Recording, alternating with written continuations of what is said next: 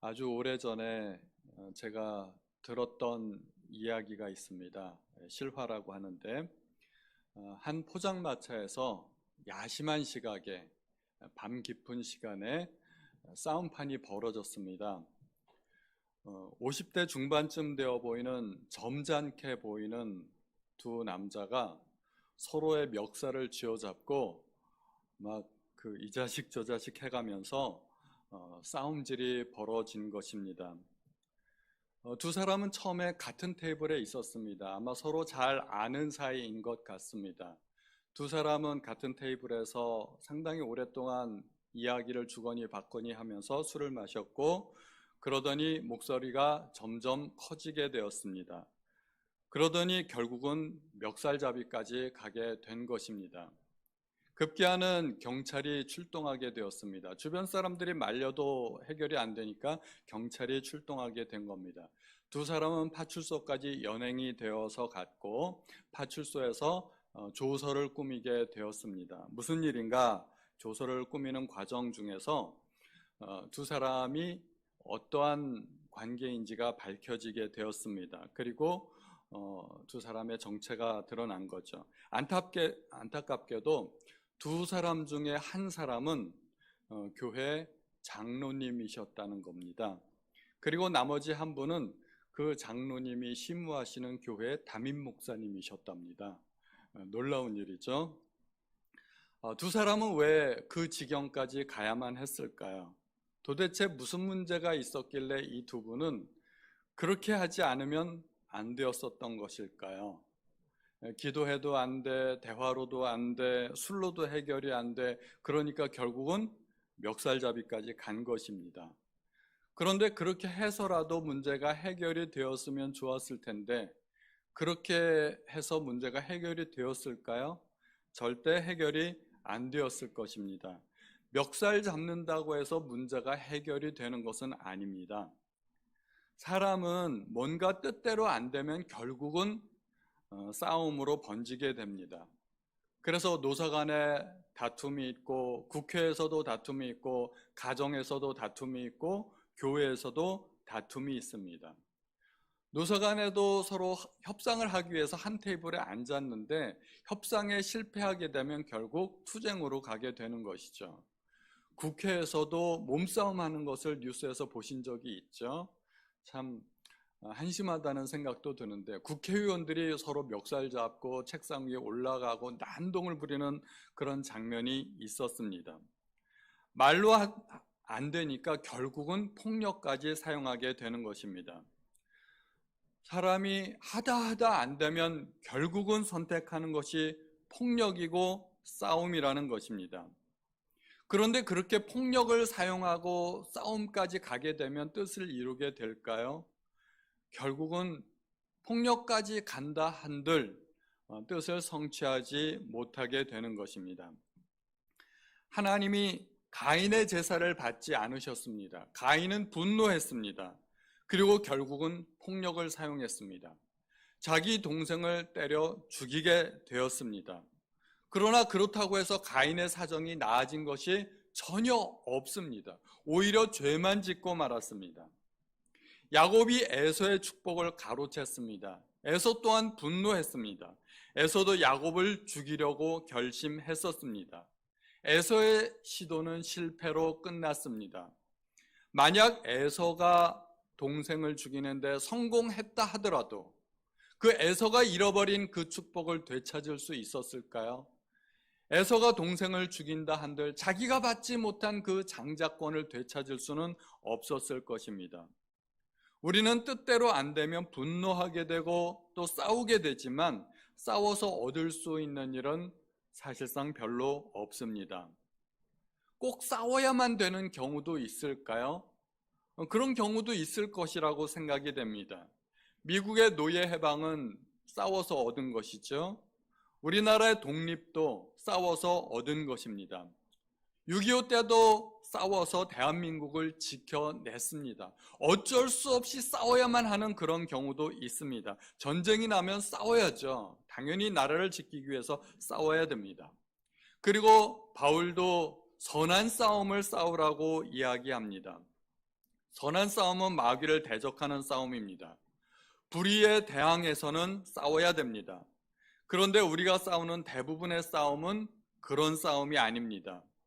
우리가 뜻대로 안 되면 가정에서도 다투고 교회에서도 다투게 되지만 우리가 싸우는 그러한 대부분의 싸움을 통해서 우리가 얻는 것보다는 실제로는 잃는 것이 더 많습니다.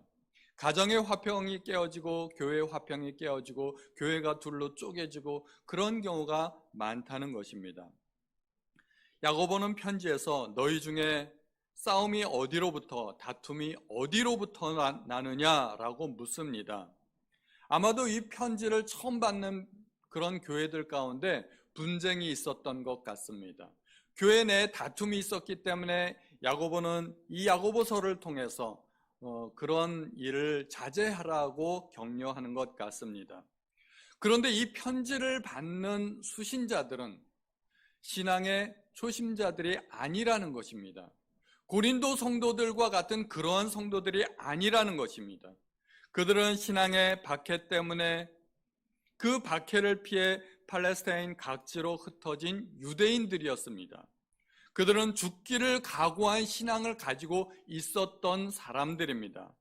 그런데 그렇게 박해를 피해서 삶의 터전을 버리고 도망했던 성도들이지만 그들이 가졌던 신앙은 대단한 신앙이지만 그럼에도 불구하고 그들의 신앙 가운데 허점이 있었고 문제가 있었다는 것입니다.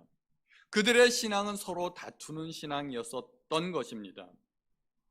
우리가 종종 오해하는 것이 교회 안에는 착한 사람들만 있을 것이라는 생각입니다. 교회 안에는 착한 사람들만 모이는 곳이기 때문에 다툼이 없고 서로 사랑하고 서로 격려하고 서로 용서하고 이런 일들만 있을 것이라고 생각하는 것입니다. 그런데 사실은 그렇지 않습니다. 교회는 의인들이 모이는 곳이 아니라 죄인들이 모이는 곳입니다. 교회는 결코 지상천국이 아닙니다. 심지어 교회 내에서도 지위 다툼이 있습니다. 큰 교회에서 그런 경우들이 종종 있습니다. 교회 내 중직자들 가운데서도 권력과 자리 다툼의 문제가 있기도 합니다. 또 교회 일꾼들이 일하다가 다투고 일하다가 시험에 드는 경우가 있습니다. 일하는 방식이 다르고 의견 충돌이 생기는 경우가 있기 때문에 그런 경우에 또 다툼이 있게 됩니다. 교회는 전혀 다른 사람들끼리 만나는 곳입니다. 우리는 신앙 외에는 공통점이 하나도 없는 사람들이 모이게 됩니다. 그런 곳이 교회입니다. 우리가 신앙을 제외하고 나서 우리 주변 사람들을 한번 돌아보세요. 전혀 다른 배경에, 전혀 다른 성격의 그런 사람들이 모이는 곳이 교회입니다. 내 생각과 저 사람의 생각이 같을 수가 없는 것입니다. 그러므로 다른 사람들의 생각이 내 생각과 같기를 바라는 것 그 자체가 무리이고 욕심이고 사실상 허황된 생각이라는 것입니다. 우리는 생각이 다 다릅니다. 의견이 다를 수밖에 없습니다. 그래서 교회는 사실상 다툴 수 있는 그런 요소가 대단히 많은 곳입니다. 야고보는 싸우는 정욕이 결국은 다툼으로 난다고 이야기합니다. 정욕으로부터 난다고 이야기합니다. 정욕이란 육체의 만족을 채우고자 하는 그 욕심입니다. 우리가 싸울 때는 겉으로는 대의 명분 때문에 싸우는 것 같습니다. 마치 의로운 그런 분을 내어서 의를 위해서 다투는 것 같습니다. 그러나 사실은 속에 있는 인간의 죄악된 본성 때문에 싸우는 것입니다. 우리가 하나님의 뜻이 이루어지지 않아서 싸우는 경우가 얼마나 많습니까? 사실 그러한 경우는 별로 없습니다. 우리가 싸우는 대부분의 경우는 내 뜻이 이루어지지 않기 때문에 싸우는 것입니다. 우리의 싸움은 하나님을 위해서가 아니라 사실은 내 뜻을 이루기 위해서라는 것입니다. 우리의 속에는 이기심과 시기심, 탐욕과 질투와 교만 등 온갖 죄악된 것들이 자리 잡고 있습니다. 내 속에는 선한 것이 없다는 것입니다. 평소에는 그런 것들이 잘 드러나지 않습니다. 잠잠한 것 같은데 무슨 일이 생기면 한번 동요가 일어나면 바닥에 가라앉아 있던 그러한 모든 것들이, 온갖 것들이 다 떠오르게 되는 것입니다. 그러한 죄악된 본성 때문에 살인하며 시기하여도 능히 얻지 못하고 다투고 싸우게 된다고 말합니다. 여기서 살인한다는 것은 실제로 사람을 죽인다는 의미라기보다는 죽이고 싶을 정도의 마음속에 분노가 일어나는 것을 의미하는 것이라 생각됩니다. 결국 다투는 원인은 내 속에 있는 분노와 내 속에 있는 죄와 내 속에 있는 욕심 때문이라는 것입니다. 죄와 죄가 부딪히고 분노와 분노가 부딪히고 욕심과 욕심이 만나니까 교회 안에서도 다투게 되는 것입니다. 예수님의 제자들은 어떻습니까? 주께서 고난받으실 때가 되어 예루살렘에 올라가실 때 세베대의 아들 두 사람, 야고보와 요한이죠. 주님 나라에서 더 높은 자리를 차지하려고 주님 앞에 나아가서 아뢰습니다. 요즘 말로 하자면 인사청탁이죠. 인사청탁을 했는데 나머지 10 제자들이 그것을 듣고 분노했습니다. 당연히 분노하게 되죠. 왜 우리가 다 똑같은 예수님의 제자들인데 저들만 그렇게 높은 자리에 차지하려고 하느냐? 그래서 제자들이 분노했습니다. 그들은 결국 최후의 만찬에 가서도 천국에서는 누가 더 큰가 하는 문제로 다투게 됩니다. 예수님의 제자들조차도, 예수님과 마지막 식탁에서조차도 그들은 다투었던 것입니다. 그렇게 다툼의 문제는 우리의 삶 속에서 떠날 수가 없는 것입니다. 그러나 그렇게 분노하고 다툰다고 해서 우리가 원하는 것을 얻을 수 있지는 않습니다. 왜 그럴까요? 우리가 얻지 못하는 이유가 무엇일까요? 노력하지 않아서가 아닙니다. 방법이 잘못되어 있기 때문입니다. 우리는 무엇인가를 얻기 위해서 많은 노력을 합니다. 그러나 노력한다고 해서 다 얻어지는 것은 아닙니다. 우리가 노력해도 뜻대로 잘 안 된다는 것을 경험상 잘 아실 것입니다. 야고보는 우리가 바라는 것을 얻지 못하는 2가지 중요한 이유를 이야기합니다. 우리는 이 2가지 이유를 아주 잘 알아야 됩니다. 그 중에 첫째가 구하지 않기 때문이라고 합니다. 우리는 구하는 것을 내 노력으로 얻을 수 없고 사람에게서 얻을 수 없는 것을 사실은 하나님께로부터 얻을 수 있다는 것을 우리가 알아야 됩니다. 우리는 노력은 많이 하는데 그에 비해서 의외로 하나님 앞에 구하지 않습니다. 이것이 잘못된 것입니다. 하나님께서는 마태복음 7장 7절에 이렇게 말씀을 주십니다. 구하라, 그러면 너희에게 주실 것이요, 찾으라, 그러면 찾을 것이요, 문을 두드리라, 그러면 너희에게 열릴 것이니. 우리는 하나님 앞에 구해야 될 것을 정작 하나님 앞에 구하지 않고 사람 앞에 구하고 있다는 것입니다.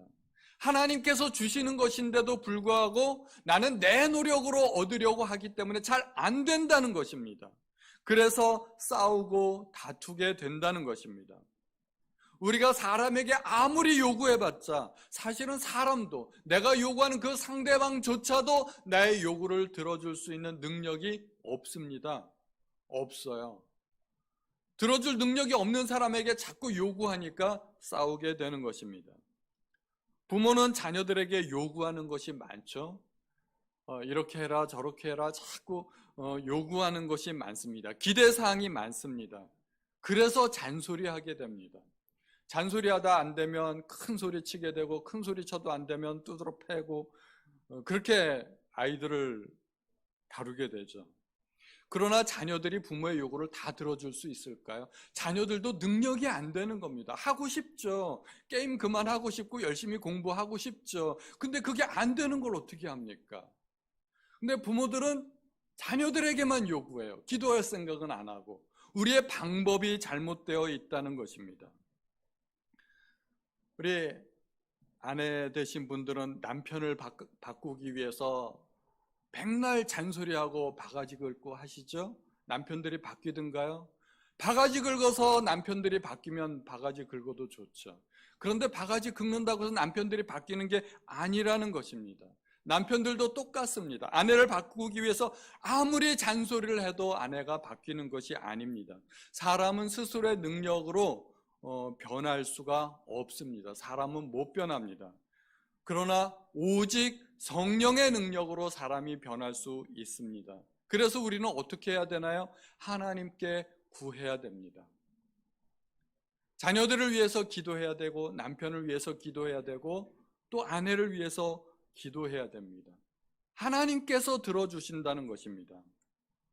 그런데 어떤 경우는 구해도 얻지 못하는 경우가 있다고 합니다. 이것도 굉장히 중요합니다. 우리가 기도한다고 해서 다 응답받는 게 아닙니다. 왜 그런가 하면 목적이 올바르지 못하기 때문입니다. 옳지 못한 동기가 있을 수 있다는 것입니다. 우리는 일단 기도를 열심히 해야 됩니다. 최선을 다해서 열심히 기도해야 되는데, 그런데 기도는 열심히 하는 것보다 무엇을 왜 구하느냐 하는 것이 훨씬 더 중요합니다. 예를 들어서 저희 아이들이 저에게 돈을 달라고 합니다. 제가 물어보겠죠. 왜? 그런데 아이들이 책 사게요. 그러면 제가 돈을 기쁜 마음으로 주겠죠. 돈을 줄 것입니다. 그런데 제가 아이들한테 왜? 물어봤는데 저희 아이들이 저에게 술집 가게요.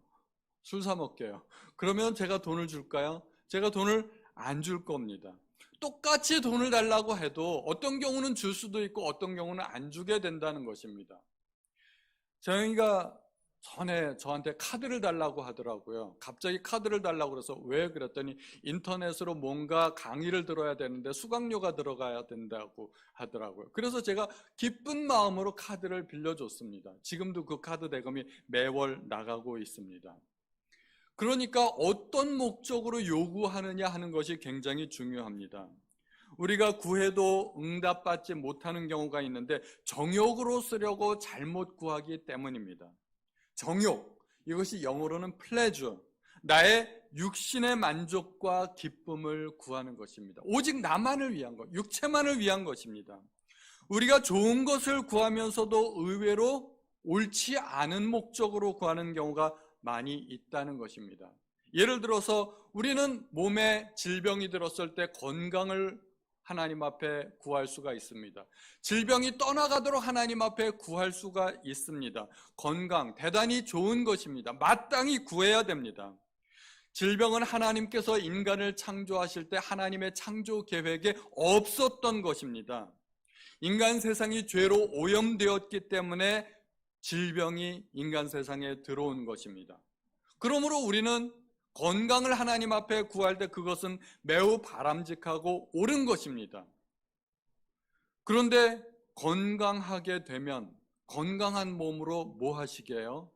왜 건강을 구하게 될까요? 만약에 건강한 몸으로 죄짓고 나만을 위해서 이기적으로 살고 다른 사람에게 해를 끼친다면 차라리 건강하지 않은 게 더 낫다는 것입니다. 건강한 것보다 더 중요한 것은 내가 건강해야 될 이유가 무엇이냐 하는 것입니다.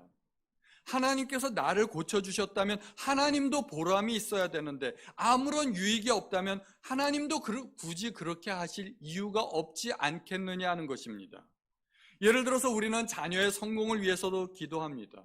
우리의 자녀가 건강하고 공부 잘해서 좋은 대학에 가고 또 좋은 직장에 취직할 수 있기를 기도합니다. 그것은 결코 나쁜 것이 아닙니다. 우리는 마땅히 부모로서 그렇게 기도해야 됩니다. 그런데 그런 것들은 세상 부모들도 구하는 것 아니겠습니까? 우리가 구하는 것이나 세상 사람들이 구하는 것이나 똑같지 않냐는 것입니다. 예수 안 믿는 부모도 원하는 것이고 그런 것들은 불교 신자들도 그렇게 기도합니다. 차이가 없습니다. 만약에 우리 아이가 성공해야 하는 목적이 단지 잘 먹고 잘 살기 위함이라면 우리 아이가 좋은 대학에 합격하는 것이나 옆집 아이가 합격하는 것이나 하나님 보시기에는 똑같다는 것입니다. 그렇다면 하나님께서 굳이 우리의 기도를 응답해 주셔야 할 이유가 있을까요? 만약에 우리의 부모들이 자녀를 정말 하나님의 자녀로서 키우고 하나님 나라의 일을 감당할 수 있는 세상의 리더로서 세상을 위해 헌신할 수 있는 제목으로서 키우고 있다면 우리 아이들이 성공해야 될 확실한 이유가 있는 것입니다. 우리가 그렇게 하나님 앞에 기도한다면 하나님께서 들어주셔야만 하는 확실한 이유가 되는 것입니다. 그런데 우리 자녀를 하나님의 일꾼으로 키울 생각은 하지 않고 세상에서의 경쟁에서 이기기만을 바란다면 그것은 세상 사람들도 똑같이 원하는 것입니다. 그렇다면 하나님의 입장에서 기도에 응답해 주시거나 안 응답해 주시거나 결과적으로 똑같이 되게 됩니다. 굳이 하나님께서 응답해 주실 필요가 없다는 것입니다. 그러므로 우리는 자녀들을 위해서 기도할 때 단지 경쟁에서 이기기만을 위해서 또 성공하기만을 위해서 기도해서는 안 된다는 것입니다. 왜? 하나님께서 왜 그 기도에 응답해 주셔야 되는지 그 목적을 우리가 분명히 우리도 알고 하나님 앞에 그렇게 알아야 된다는 것입니다. 그것이 하나님께서 우리 기도에 응답해 주셔야만 하는 필연적인 이유가 되는 것입니다. 나에게 건강이 필요한 이유, 나에게 재물이 필요한 이유, 나의 자녀가 형통해야 되는 이유, 그 이유가 중요합니다. 건강한 몸으로 나는 무엇을 할 것인지, 나에게 재물이 있다면 그 재물로 무엇을 할 것인지, 나의 자녀는 성장하여 어떤 역할을 감당하게 될 것인지, 그것이 중요한 것입니다. 마태복음 6장에서 주님은 이렇게 말씀하십니다. 그러므로 염려하여 이르기를 무엇을 먹을까, 무엇을 마실까, 무엇을 입을까 하지 말라. 이는 다 이방인들이 구하는 것이라 너희 천부께서 이 모든 것이 너희에게 있어야 할 줄을 아시느니라. 주님께서 이는 다 이방인들이 구하는 것이라고 말씀하셨습니다. 이 말씀은 이방인들이 구하는 것과 하나님의 자녀들이 구하는 것들은 같지 않아야 된다는 것입니다. 똑같은 차원에서 하나님 앞에 구하지 말라는 말씀입니다. 주님께서는 우리에게 너희는 먼저 그의 나라와 그의 의를 구하라고 말씀하십니다. 하나님의 영광을 가장 먼저 추구하라고 말씀하십니다. 우리가 하나님의 나라와 하나님의 뜻을 구할 때 하나님께서는 이 모든 것을 더하여 주시겠다고 약속하십니다. 우리는 건강해야 됩니다. 건강해야죠. 그런데 단순히 건강 주세요라고 구하지 마시고 제가 건강한 몸으로 주님의 일을 하겠습니다. 전도하고 봉사하고 헌신하려면 제가 연약한 몸으로는 할 수 없습니다. 저에게 건강이 필요합니다. 병 낫게 해주시고 건강하게 해주십시오. 그렇게 기도하시는 것이 필요하다는 것입니다. 직장이나 사업을 위해서 기도하는 것도 마찬가지입니다. 직장 가서 좋은 직장 가서 돈 많이 벌게 해주세요. 그러면은 하나님이 기뻐하시질 않습니다. 그 목적이 뭔지를 분명히 밝혀야 합니다. 돈 많이 벌어서 오직 자기만을 위해서 사용한다면 하나님께서 굳이 그 기도를 응답해 주실 이유가 없다는 것입니다. 돈 벌어서 내가 나를 위해서 사용하는 것이나 아니면 다른 사람이 돈 벌어서 그를 위해서 사용하시는 것이나 하나님 보시기에 똑같다면 차이가 없다면 굳이 하나님께서 들어주셔야 할 이유가 없지 않겠습니까? 사업이 잘 돼야 하는 이유도 똑같습니다. 오직 나의 유익만을 위해서 사업이 잘 돼야 한다면 세상 모든 사람들도 그렇게 추구하지 않습니까? 자기만을 위해 성공한다면 하나님 입장에서는 누가 성공해도 결국은 결과가 똑같다는 것입니다. 굳이 나를 도와주실 이유가 없다는 것입니다. 우리는 하나님께서 반드시 나를 도와주시고 내 기도를 응답해 주실 수밖에 없는 그 이유를 찾아야 합니다. 그 이유를 들고 하나님 앞에 매달려야 됩니다. 그것이 마태복음 6장 33절입니다. 너희는 먼저 그의 나라와 그의 의를 구하라. 그리하면 이 모든 것을 너희에게 더하시리라. 하나님의 뜻을 이루기 위해서 하나님의 나라가 세워지기 위해서 구해야 됩니다. 그러면 하나님께서 모든 것을 더해 주실 것입니다. 야고보 선생은 이렇게 정욕적으로 나의 이기적인 만족과 유익만을 구하는 것을 세상과 벗되었다고 표현을 하고 있습니다. 그리고 그런 사람들을 비유컨대 간음한 여인이라고 이야기하고 있는 것입니다. 세상과 벗된 것, 그것은 하나님과 원수되는 것입니다. 하나님과 세상에 양다리 걸칠 수 없다는 말입니다. 왜냐하면 성령님은 시기하시는 분이십니다. 그리고 하나님은 질투하시는 하나님이십니다. 우리가 세상에 눈길 주고 세상에 양다리 걸쳐 있는 것을 하나님은 참아 보실 수 없으신 하나님이십니다. 그리고 우리가 그러한 목적으로 기도하는 것에 대해서 하나님은 기뻐하시지 않으시고 응답하시지 않으십니다. 우리의 기도가 그렇게 거절당할 때 하나님은 단지 귀찮아서 안 들어주시는 것도 아니고 우리가 미워서 안 들어주시는 것이 아닙니다. 사실은 하나님께 더 큰 목적이 있습니다. 더 큰 은혜를 주시고자 하신다는 것이 하나님의 목적입니다. 6절에 그러나 더욱 큰 은혜를 주시나니, 이게 하나님의 목적입니다. 때로는 우리의 기도가 거절되는 것 같아도 하나님의 더 큰 목적이 있다는 것을 알아야 됩니다. 제 아이들이 저에게 라면 사달라고 할 때, 배고파요, 라면 사주세요 할 때, 얘들아, 라면 건강에 안 좋은 거니까 아빠가 더 좋은 거 사줄게 하면서 스파게티 사줄 수도 있고 또 쌀국수를 사줄 수도 있습니다. 원하는 것보다 더 좋은 것 주고자 하는 것이 부모의 마음 아니겠습니까? 생선 대신에 뱀을, 떡 대신에 돌을 줄 부모는 세상에 없다는 것입니다. 그런데 하나님이 주시는 더 큰 은혜를 받기 위한 가장 좋은 태도는 겸손입니다. 겸손하다는 것은 내 생각을 내려놓는 것입니다. 나에게 있는 그 고집을 하나님 앞에 부리지 않는 것입니다. 하나님이 가장 싫어하는 사람이 교만한 사람입니다. 세상과 벗된 것, 정욕과 욕심, 하나님께서 허락하지 않으신 것에 대한 욕구, 이 모든 것이 다 교만입니다. 겸손한 자의 태도는 하나님께 복종하는 것입니다. 하나님께서 무엇을 주시든지 간에 감사하며 하나님 앞에 고백하는 사람입니다. 또한 그것은 마귀를 대적하는 것입니다. 우리는 마귀를 대적해야 됩니다. 어떻게 대적할까요?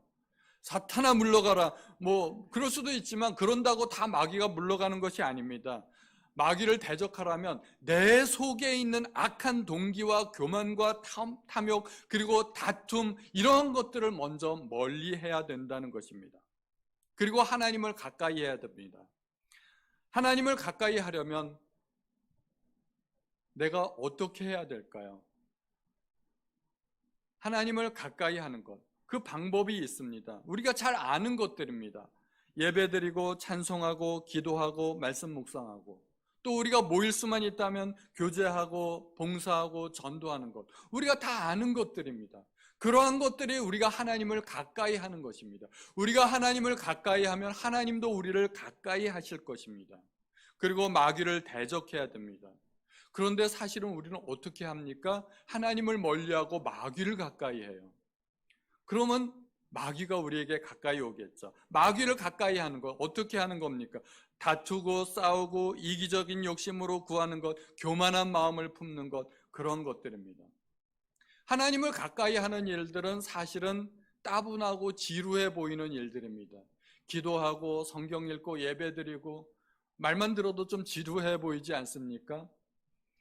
그래서 우리는 거꾸로 하기가 쉽습니다. 마귀를 가까이 하는 일은 사실은 우리 몸에 밴 일이기 때문에 너무나 쉽습니다.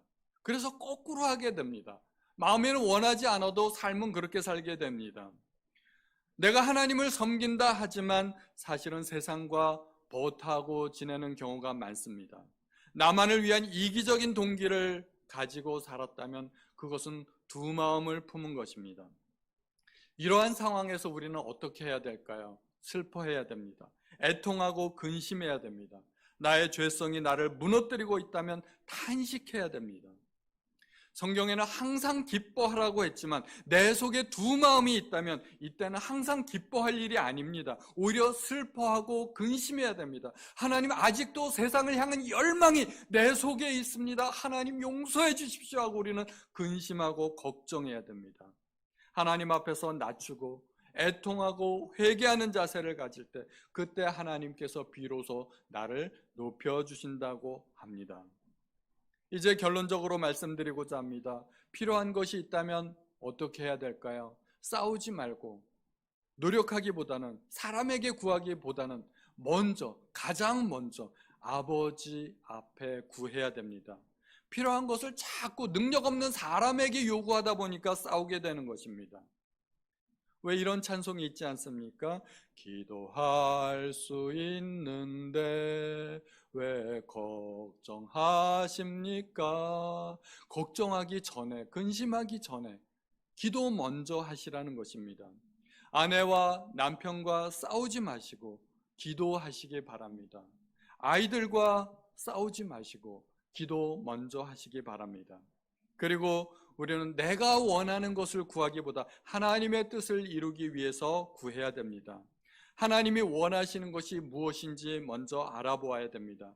기도 응답의 비결, 내가 하나님을 가까이 해야 됩니다. 그러면 하나님도 나를 가까이 하신다는 것입니다. 우리도 친한 사람 부탁을 잘 들어주지 나랑 안 친한 사람의 부탁을 더 잘 들어주는 것은 아니지 않습니까? 하나님도 똑같습니다. 하나님께 친한 사람의 부탁을 하나님께서 더 잘 들어주실 것입니다.